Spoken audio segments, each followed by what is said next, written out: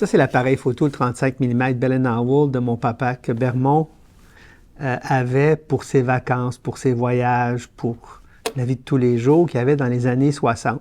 J'avais 15-16 ans quand j'ai commencé à m'intéresser à la photo et c'est avec cet appareil-là qui, en très peu de temps, est devenu l'appareil d'Alain et que Bermond devait m'emprunter pour ses vacances, que j'ai découvert la magie de la photographie.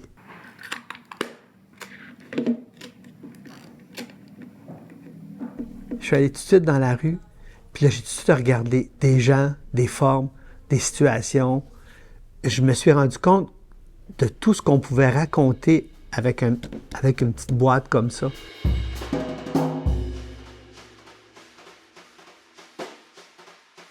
Tu sais jamais, quand tu fais de la photo de rue, qu'est-ce qui t'attend. J'arrive sur Sainte-Catherine, il n'y a personne, quartier des spectacles. Ce gars-là qui me dit « Hey, bonjour monsieur, vous êtes photojournaliste. » Il dit « Voulez-vous faire des photos de moi? » Et je me suis mis à faire des photos de Samy avec son vélo.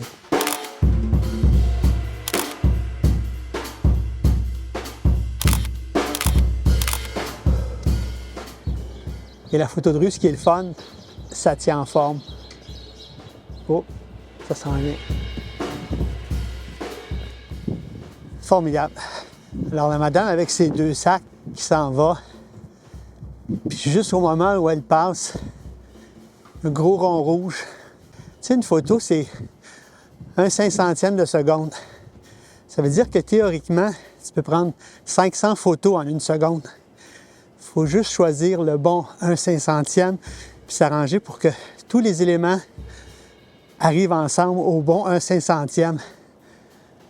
Pour raconter ton histoire. Les 3 manteaux pareils. Papa ours, maman ours, petit ours. C'était beau, c'était le fun. Moi, j'ai découvert l'Académie des arts de Montréal, comment, je ne sais pas, dans mes recherches. J'ai vu ça. Je dis, oh boy, c'est le fun. J'ai fait juste l'année, la spécialisation en noir et blanc pour peaufiner mes techniques de prise de vue et surtout mes techniques de développement et de faire des tirages à l'Académie des arts de Montréal. Je suis plus un autodidacte, comme de nombreux photographes à cette époque-là aussi. J'ai fait avec d'autres photographes qui m'ont engagé du mariage, de la photo scolaire. J'ai fait de la mode, j'ai fait quelques mariages, mais je revenais toujours à la photo de rue, au reportage. Très tôt, ce qui m'a intéressé, c'est vraiment de devenir photographe de presse. Mon premier travail en photojournalisme, ça a été au journal Le Guide à Cowansville. Les débouchés, il n'y en avait pas beaucoup dans la région. Il y avait Le Guide à Cowansville, il y avait La Voix de l'Est à Granby, La Voix de l'Est à Granby, c'était un quotidien, là. C'était sérieux, là. De par mon travail, les événements que j'ai couverts au guide, j'ai rencontré, j'avais vu Jeannot Petit, et là, j'avais vu, oh, lui, il est hot, là. Lui, il se promène avec 2 Nikon et un téléobjectif. Ah, lui, c'est un vrai, là. Puis je le voyais se promener, Jeannot, dans des événements, dans des points de presse ou sur des événements sportifs. Je voyais ces images dans La Voix de l'Est, ces images de game de hockey, ces images de compétition équestre, ces images d'incendie, ces images de faits divers. Je vais voir Jeannot, je dis « Hey Jeannot, je pense que je suis prêt, j'aimerais ça. » Le 20 juillet 1980, je commence à La Voix de l'Est, première journée, temps plein, et ça s'est poursuivi jusqu'au 31 décembre 2023.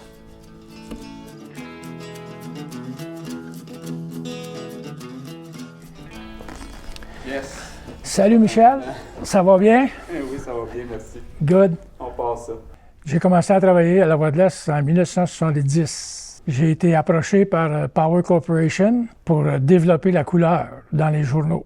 Quand ça a commencé, c'était à EV, on avait les pages féminines, on avait la première page.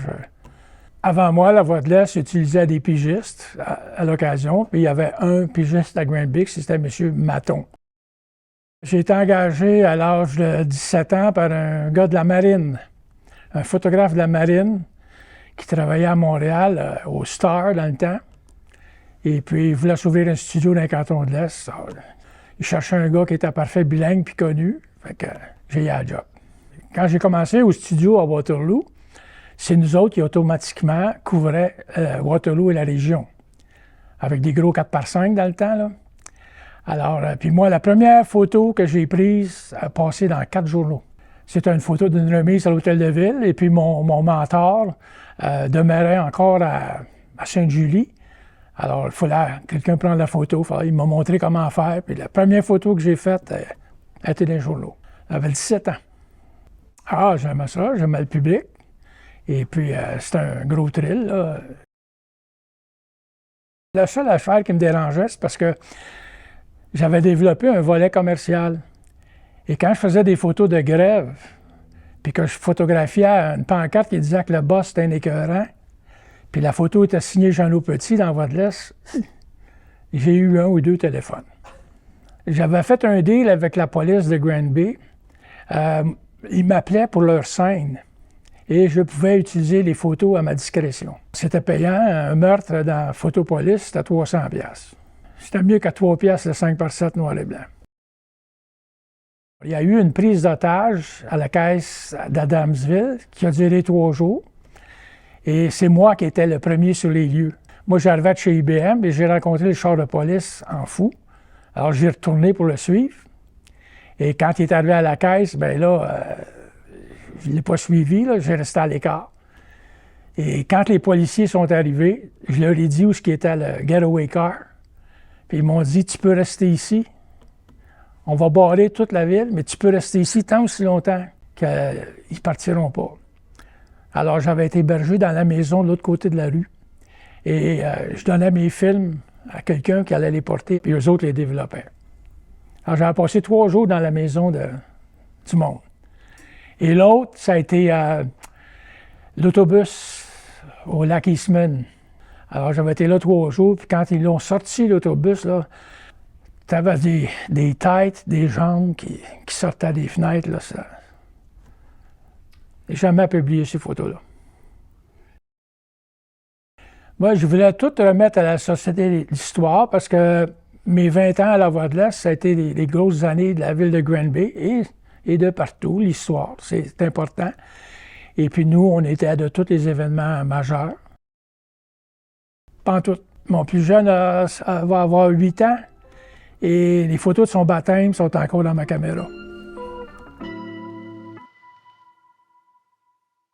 Ma première assignation à la Voix de l'Est. Il faut se rappeler qu'à ce moment-là, nous étions au 136 de la rue principale à Granby.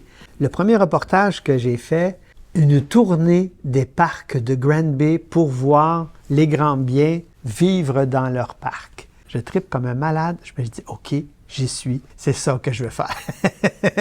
Je me souviens de la première journée, quand Jeannot m'a présenté aux journalistes, ça, les Fernand Bélanger, Gaëtan Roy. Tu sais, les salles de rédaction des vieux films américains où les journalistes ont leur méga cendrier au coin de leur bureau, puis ça sent cigarette, puis ils se parlent tout au téléphone. C'était comme ça. C'était fashion, c'était glamour, surtout vu de l'extérieur. Vu de l'intérieur, je vais vous avouer que monter à Sutton dans une tempête de neige pour aller photographier une athlète qui prépare ses valises pour aller dans une compétition, c'est pas très glamour. C'est un sujet important, mais il fallait que tu fasses le trajet de te rendre dans la montagne de Sutton pour aller photographier la cycliste Lynn Bessette qui se préparait à aller à des compétitions internationales. Lynn, toute jeune, j'ai commencé à photographier Lynn. Elle faisait de l'athlétisme avant qu'elle devienne cycliste. Tu sais, le hockey junior majeur qu'on a eu à Granby au tout début des années 80. Tu sais, les Patrick Roy, les Stéphane Richer, les Pierre Turgeon. Ce qui était le fun, c'est qu'on sentait qu'on faisait un travail qui était apprécié parce qu'il était essentiel. Il n'y avait pas de réseaux sociaux à ce moment-là. On développait nos photos 3 ou 4 fois par jour. J'ai développé du noir et blanc, j'ai shooté du noir et blanc. C'est incroyable. Des centaines de milliers de photos. Ce serait un beau défi maintenant de voir si tous ces gestes-là que je faisais machinalement, rapidement, avec précision, si c'est resté ici. J'aimerais ça refaire le procédé. On va le refaire. Mais pour ça, on va aller à notre société d'histoire, puis on va se trouver un négatif à imprimer. Bonjour Alain. Allô, Cécilia, ça va? Ça va bien toi? Oui. Voilà le négatif qui a servi à l'édition du 20 décembre 1982 de La Voix de l'Est. C'est bien celui-là. sais que je te fais une permission spéciale, Oui, hein, parce tout à que fait. c'est très précieux puis c'est pas censé On en prend sortir d'ici. grand soin et on vous le rapporte rapidement. Parfait. Puis ça prend ça pour le manipuler. Bien sûr. Merci. De rien, bye-bye. Bye.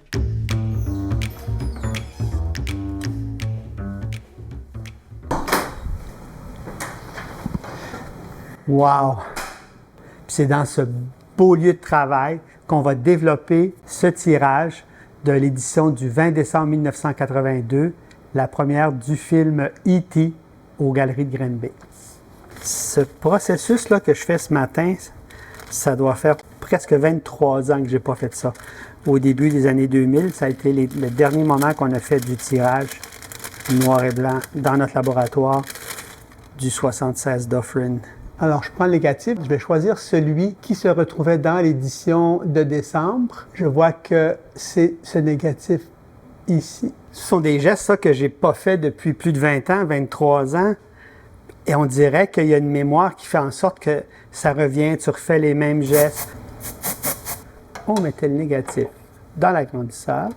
Et là, on est prêt à éteindre les lumières du labo. J'allume l'agrandisseur. Première chose qu'on fait, on fait bien notre cadrage. Alors, avec ce micro-focus, on va aller chercher le grain. Voilà, c'est au focus. Alors, je place le papier photo dans le margeur. On est à 5 secondes et on y va avec le 5 secondes. Ça devrait être bon. On le laissait, on se croise les doigts, on laisse la magie opérer.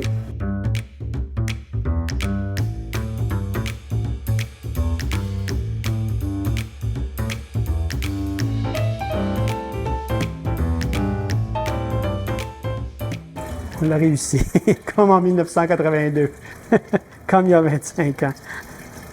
Mais je vais vous avouer qu'il y a 25 ans, ça roulait pas mal plus que ça. C'est tous des gestes qu'on faisait presque à la chambre noire, les yeux fermés, mais ça roulait dans ce temps-là. OK, alors notre minute est faite, ou presque. On va ouvrir et on va regarder de quoi ça a l'air. On a réussi. Voici cette photo de la Voie de l'Est du 20 décembre 82 et regardez bien ce qu'on va faire avec.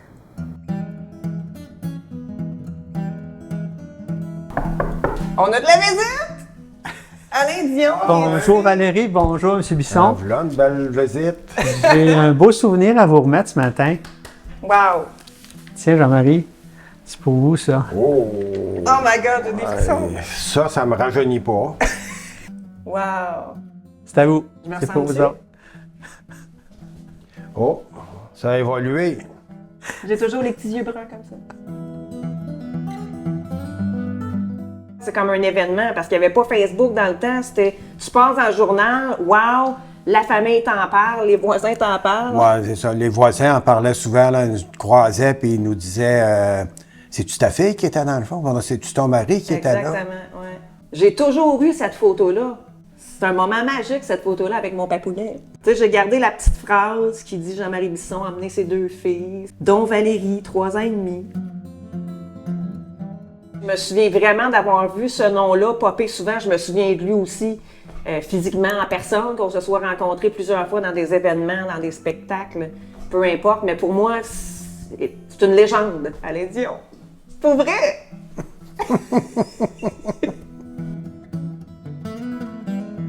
Moi, je regarde comme ça. Ouais, mais toi, tu me regardes, je pense. Ouais, toi, tu me regardes sa photo, moi, je regarde l'écran comme vraiment comme. C'est-tu bien? Au milieu des années 90, on a senti le besoin de faire le passage du noir et blanc à la couleur. La une était en couleur à tous les jours parce que la couverture arrière, la page arrière, ce qu'on appelait le back page, était toujours une publicité vendue en couleur. On a donc fait appel à des laboratoires locaux qui nous ont très bien servi pendant plusieurs années jusqu'à l'arrivée du dernier grand événement qu'on a couvert sur pellicule en couleur, qui est le Verila de 1998.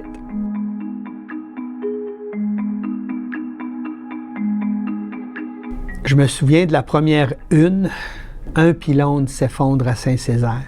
Puis à ce moment-là, c'est sûr, on va manquer d'électricité pendant 2 ou 3 jours. Là. Les derniers clients sur notre territoire ont été rebranchés à la fin de février, mais il ne fallait pas qu'on manque une seule édition et on n'en a pas manqué une seule. Il y avait des fils électriques qui traînaient partout. On marchait là-dessus. Le feu a pris 2 fois. L'éditeur qui mangeait dans son bureau, notre éditeur de l'époque, M. Gobeil, qui mangeait avec des chandelles de Noël. La première couverture qui m'a marqué beaucoup, c'est lorsqu'après quelques jours, on m'a envoyé faire une série de photos aériennes et que là, j'ai vu l'étendue des dégâts. Ça m'a vraiment frappé. Les militaires dans les rues de Granby, tu faisais aller à la main à des militaires dans des véhicules blindés dans ta rue avec les fils qui étaient tombés partout. Ça aussi, c'était marquant. Je me souviens de toutes les rangées de 10, 12 camions de monteurs de ligne qui nous arrivaient de Détroit, Detroit Edison. On a eu la visite, évidemment, du premier ministre du Canada, Jean Chrétien à l'époque, qui a fait le tour d'installations agricoles. Lucien Bouchard, qui est venu à l'hôtel de ville de Granby rencontrer notre maire de l'époque. On était vraiment au cœur de la région sinistrée. Et comme on n'avait pas d'électricité à Granby, les gens ne pouvaient pas regarder la télévision. C'était donc nous, la Voix de l'Est, qui leur amenait l'information à chaque jour sur tous ces événements incroyables qui se passaient dans notre région. De mémoire, la première assignation prise avec ces appareils numériques-là, qui était à l'époque à peu près ce qui se faisait de mieux, juin 1998, c'était la cérémonie religieuse qui a confirmé Monseigneur François Lapierre comme évêque de Saint-Hyacinthe. Et c'est le camarade Richard Chagnon qui avait été faire ça. 1.2 mégapixels avec des cartes mémoire de 15 MB. L'appareil coûtait 3 800 $ et les cartes mémoire 750 $. 15 MB. On prenait à haute résolution 22 photos, résolution normale 43. C'était quelque chose. Et ça me rappelle ça, toutes les comparutions qu'on a fait avec ces appareils-là sur ce qu'on appelait le Quai des Brutes.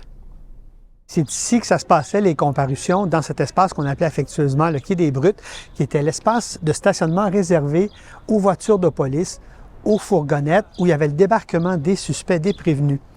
C'était difficile de les photographier, mais on avait une technique particulière pour rester discret, qui était celle de se cacher de l'autre côté des portes d'entrée, où on ne nous voyait pas, mais nous, on voyait très bien à l'extérieur.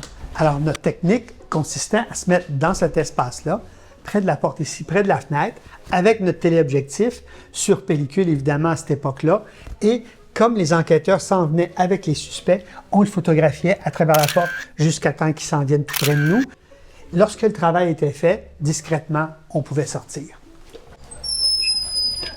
Alors évidemment, quand sont arrivés ces premiers appareils numériques, cette technique du téléobjectif au travers de la fenêtre, on ne pouvait plus faire ça.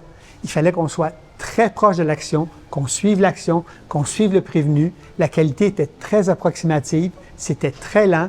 Il fallait souvent qu'on soit 2 pour faire le travail et on était très malheureux.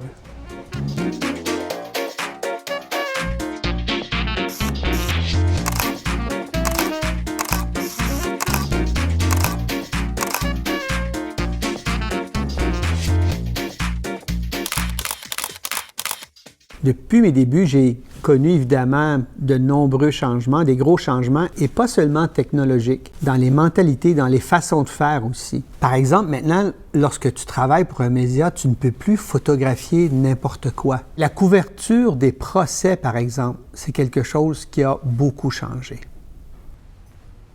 Quand j'ai commencé au milieu des années 80, il était permis à ce moment-là d'entrer dans la salle, pas dans les procès, évidemment, mais dans les enquêtes du coroner.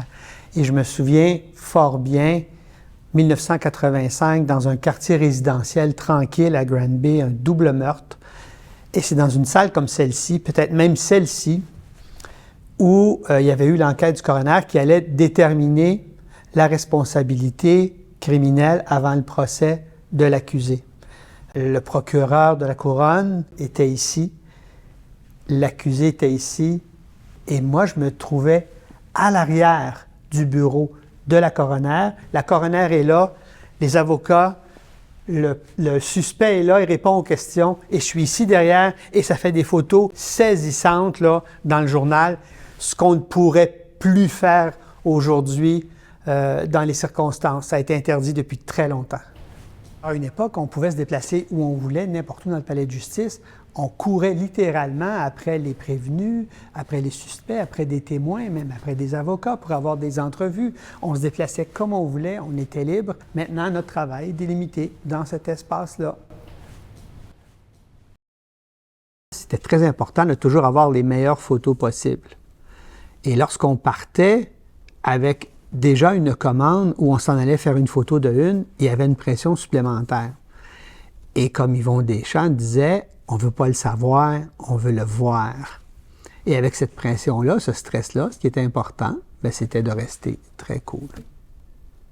Dans un tabloïd, la photo est primordiale. On dit souvent, donne-moi une photo, puis je vais t'écrire une histoire. Prends l'œil, là, ça, je pense que c'est quasiment un don, mais ça prend du travail aussi. Les bons photographes, c'est des gens qui sont très tenaces, sont travaillants, ils lâchent pas. Ah, c'est bon, mais je prends une course, je vais à l'auto chercher ma 400 mm. Les plans vont être comprimés, ça va être super bon. Puis les bons, ben, c'est ceux qui, je dirais, qui durent dans le temps. Ils sont très rares, mais c'est souvent les meilleurs. À Granby, ce qui rend la chose particulièrement difficile, c'est d'être toujours dans le même milieu. Tu sais. Les photographes, des fois, on ne photographie pas juste des compétitions à l'école secondaire. Là. On est sur des faits divers, on est sur des scènes très tragiques. Parfois, il faut aussi confronter des politiciens ou des personnalités publiques. On ne se fait pas toujours des amis. À Montréal, quand tu ne te fais pas d'amis, c'est pas grave, tu reviendras probablement jamais sur place. Mais quand tu travailles à Granby, c'est sûr, tu vas le recroiser, soit dans d'autres événements, soit encore au palais de justice, soit à la pharmacie, soit à l'épicerie. Comment faire pour durer aussi longtemps dans un monde aussi petit? Ça prend des habiletés relationnelles exceptionnelles. Salut, Alain Dion de la Voix de l'Est. Oui, vous allez bien? Fait que oui, il faut que je fasse quelques photos de toi. On va commencer rapidement avant que. Parce que tu t'embarques sur la glace dans pas long, là. Oui, exactement. OK, viens avec moi. Est-ce que vous voulez que j'enlève la tuque? Ou... On va faire avec et sans comme tu veux. Viens avec moi. On est ici pour parler d'Alain Dion. Là. Ça, je l'ai toujours dit, Alain aurait pu être un ambassadeur en Israël. Tu sais. C'est magnifique, let's go! All right, c'est beau! Il est capable de parler à tout le monde, puis il est capable de ne pas s'antagoniser avec personne, même dans des situations très, très difficiles. C'est une histoire qui m'a marqué moi-même à la Voix de l'Est. C'est un jour où il ne se passait pas grand-chose. On me dit, c'est tellement pas passé grand-chose que le seul événement qui s'est passé ce week-end, c'était un éléphant qui est mort dans un cirque, avec un cirque ambulant à Waterloo. Ils ont fait quoi avec? Et puis là, on apprend qu'il l'avait enterré dans le parc industriel sans se poser de questions le plus vite possible. Le ministère de l'Environnement lit la Voix de l'Est, apprend ça, puis découvre que c'est pas un bon endroit pour enterrer un éléphant. Là. C'est pas comme ça qu'on fait ça, surtout que c'était proche de la nappe phréatique. Fait que la deuxième journée, on fait déterrer l'éléphant. Troisième journée, l'éléphant est acheminé au zoo de Granby, qui lit aussi la saga, et puis qui décide de le récupérer, puis de le faire...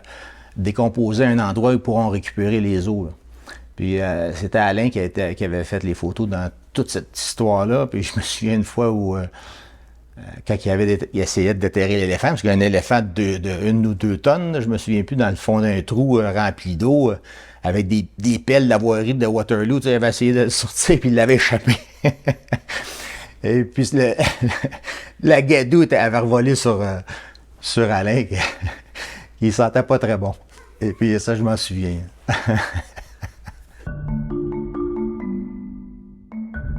Alors, l'éléphant que vous voyez derrière moi, c'est Mary. Mary, qui est une femelle éléphant d'Asie qui est décédée à Waterloo en 1995. C'est un éléphant de cirque qui a été enterré à Waterloo, qui a été déterré puis amené au zoo quelques temps plus tard. Puis c'est vrai que 10 ans plus tard, donc en 2005, en juin 2005, une équipe de capotés du zoo de Granby, des jeunes biologistes, ont déterré chacun des os, un à la fois, pour pouvoir reconstituer son squelette que vous voyez derrière moi. Évidemment, lors de l'exhumation, ça sent mauvais, il y a encore un peu de chair autour des os, donc on doit prendre toutes sortes de précautions, mettre des gants et faire attention aux éboulis. Le squelette de l'éléphant sert à la mission d'éducation, mais aussi à la mission scientifique. Donc, on en parle aux gens et des scientifiques peuvent venir prendre des mesures sur l'animal. Tu l'as vu se faire déterrer? Oui. En 95, En deux- oui, à Waterloo. En 2005, tu es venu chez nous. Après sa mort au cirque, lorsqu'elle avait été enterrée dans le parc industriel. Puis en 2005, on t'a 10 invité ans à plus tard, oui. 10 ans plus tard à On venir nous avait refaire un reportage. Tout à fait. Ouais. Puis aujourd'hui, 20 ans plus tard, ben, on est ici devant Mary. Salut, Mary. J'ai fait plus d'1 million de photos pendant ce parcours-là de 43 ans à la Voie de l'Est. Des événements marquants, oui, inusités, disons, entre autres une performance artistique au parc Daniel Johnson dans les années 90, où un artiste, dans une performance sur l'environnement, se retrouvait à la fin de son parcours complètement nu sur le lac Boivin, un nu intégral, dans un environnement familial. Il ouvrait son costume, il était complètement nu. Et je me souviens que ça avait semé une controverse sur la publication de ce genre d'événement-là dans tous les journaux du Québec. Un autre événement un peu semblable qui m'avait aussi marqué, c'était une femme qui avait décidé, par grande canicule, d'aller se rafraîchir, aussi toute nue, dans la fontaine du parc Victoria. Et les policiers qui étaient venus intervenir, c'était Robert Riel, qui plus tard est devenu conseiller municipal.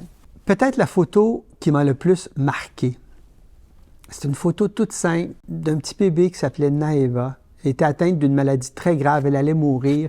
Puis dans un instant magique où tout était parfait, sa maman lui avait parlé, elle s'était simplement levé les yeux et dans un grand moment de conscience, de beauté, elle avait regardé sa maman. Cette photo-là m'avait touché et c'est probablement la photo dans tout mon parcours à la Voie de l'Est qui m'a le plus touché. Oui, si c'était à refaire, je referais la même chose. Imagine, moi, j'ai eu le privilège de faire ce que j'aimais, de gagner ma vie à faire ce que j'aimais à tous les jours. Je n'ai jamais eu 2 journées pareilles. J'ai toujours essayé de travailler avec des valeurs qui étaient la rigueur, l'honnêteté, l'intégrité, l'indépendance. Des valeurs qui ont fait que j'ai pu durer, je pense, dans ce métier-là pendant 43 ans. Puis ce que je retiens de tout ça, de ce parcours-là, c'est que j'ai eu le bonheur, le privilège de faire quelque chose qui était non seulement utile, mais essentiel, qui était d'informer les gens partout dans ma région, à tous les jours.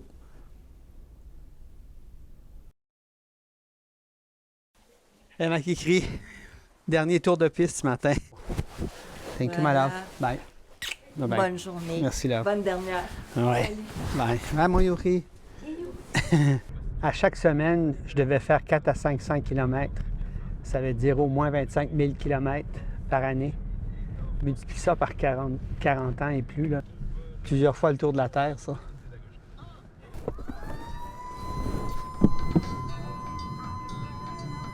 La shot est belle, mais la lumière est tellement mauvaise ce matin.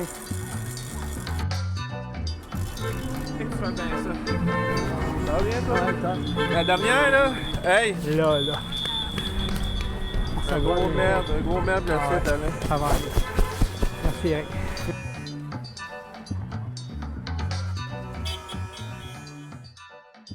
Ah, regarde avec le bras dans les airs et les drapeaux. Ah, ça va être écœurant. Je m'en viens bon. Je m'en viens pas pire. C'est ma dernière job pour le journal, ça. C'est sûrement pas mes dernières photos. Mais celle-là, là, cette manif-là, c'est mes dernières, ça. Quel effet ça te fait? Ça a été toute une ride, Michel. Ça a été fou.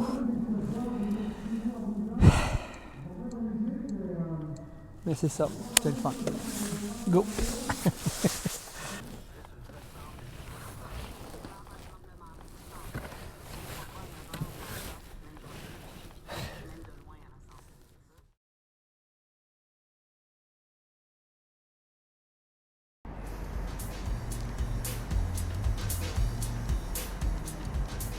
Les gens me demandent ça souvent, Alain, c'est quoi?